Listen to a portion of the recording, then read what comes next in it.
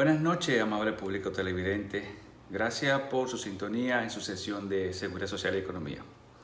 Hoy vamos a hablar un poco del efecto del COVID-19 en la seguridad social en términos económicos.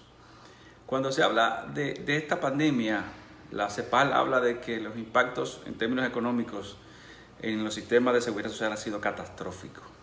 En el caso de los sistemas de seguridad social vinculados al trabajo, como son los modelos bismarckianos, reflejados, por ejemplo, en el régimen contributivo de la seguridad social, pues no es tan ajeno a los efectos de cualquier evento en el mercado laboral, pues se refleja en el mercado, en la seguridad social. Y eso es lo que ha pasado en República Dominicana. Si vemos los números, por ejemplo, la Superintendencia de Pensiones, en su boletín del trimestre pasado, pues habla del nivel de cotizaciones en la seguridad social. Y cuando lo comparamos, por ejemplo, con los niveles de cotizantes activos que teníamos en la seguridad social en marzo, por ejemplo, en marzo habían cerca de 2 millones de cotizantes activos. Y para que veamos, por ejemplo, el impacto inmediato del COVID en el sistema, para el mes de abril eso bajó drásticamente a 1.6 millones de afiliados. O sea que casi más de 300,000 cotizantes dejaron de cotizar a la seguridad social. Pero eso se agravó aún más en el pico de la pandemia en términos económicos en República Dominicana en los meses de junio, julio, en donde el número de cotizantes apenas alcanzaba 1.4 millones de afiliados. O sea que cuando comparado esto con el mes de marzo, estamos hablando de más de 500,000 cotizantes que dejaron de cotizar a la seguridad social.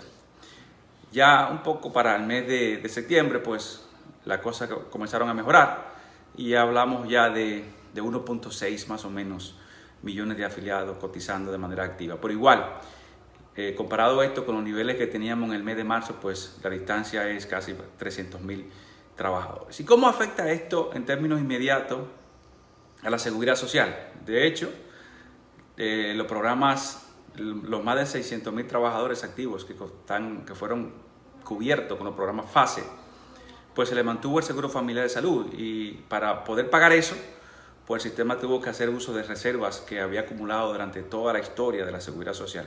Por ejemplo, ese fondo que para el mes de marzo ascendía a casi 7,000 millones, del fondo de cuidado de la salud de la persona, que es a través del cual se pagan las cotizaciones de la seguridad social.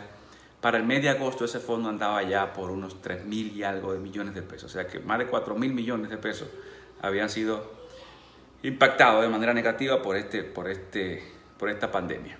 En términos de pensiones, pues evidentemente de que esto tiene un efecto a largo plazo en las pensiones que van a recibir los trabajadores, pues el modelo de cuenta individual funciona de la manera siguiente. O sea, durante toda la vida laboral, los trabajadores aportan conjuntamente con los empleadores y eso va a una cuenta individual que administran las AFPs, que crece con cotizaciones y crece con las rentabilidades que logran obtener estas instituciones. Evidentemente de que durante todos estos meses estos trabajadores no han estado cotizando al sistema, por ende su fondo no ha crecido por las cotizaciones. Una nota importante y positiva de todo esto es que las AFP han logrado rentabilidades positivas, muy mayor a lo que tenían a marzo. Estamos hablando de que la rentabilidad promedio en marzo andaba en 9.5% anual. Para junio esa rentabilidad andaba en 10.5, o sea que hay 100 puntos básicos con diferencia. Eso es un poco mengua el efecto de la reducción de las cotizaciones. Pero evidentemente de que este tiempo sin cotizar de los trabajadores tendrá un impacto importante en sus pensiones.